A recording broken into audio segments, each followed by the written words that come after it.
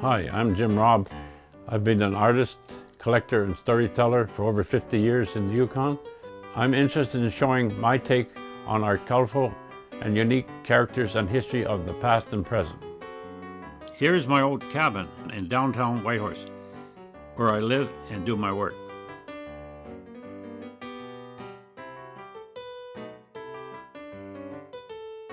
This is Whitehorse's famous log skyscraper, which was built in the 1940s, when living space was badly needed during the busy building of the Alaska Highway.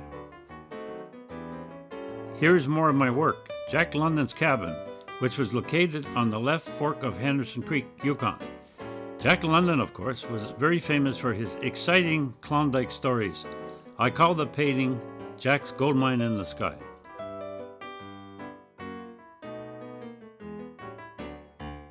Straight's Auction House, Dawson City.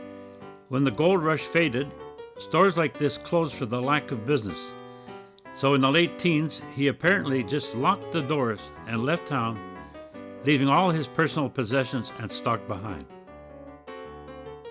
This is Fox Gulch on Bonanza Creek, in the heart of the Klondike.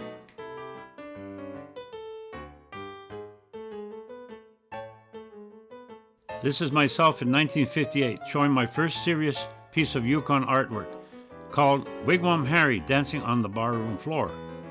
The late Wigwam Harry, Fick, loved to dance solo to his own style. He used to put on quite a performance, doing what looked like half Highland fling and half Indian war dance. He was a very colorful character who came to the Yukon in 1941 to work on the building of the Alaska Highway. In later years, he got quite famous for his proficiency with the hand shovel. There was a legendary story about Harry digging out a large basement and upon finishing, demanded payment immediately. The man wouldn't pay up that night, so Harry promptly filled the basement in again. Another interesting and colorful character I've been fascinated with is Buzzsaw Jimmy. During the Klondike Gold Rush in 1898, he arrived in Dawson City on a steamboat loaded with cases of whiskey. I'll let the late Bill Drury, who was from a pioneer Yukon family, tell the story. Bill was a businessman, fur buyer, miner, gentleman, and also a storyteller like no one else. Of course, Buzzsaw Jimmy was a pretty well-known character in Whitehorse, and he had a really good sawing machine. It certainly beat a cross-cut saw all to pieces. And of course, most of the wood in those days was brought into Whitehorse in 16-foot lengths, and by either Mr. Ryder or Mr. Sear, the two local wood merchants. And old Jimmy Buzzsaw, or Buzzsaw Jimmy, whatever you want to call him, used to contract sawing for them.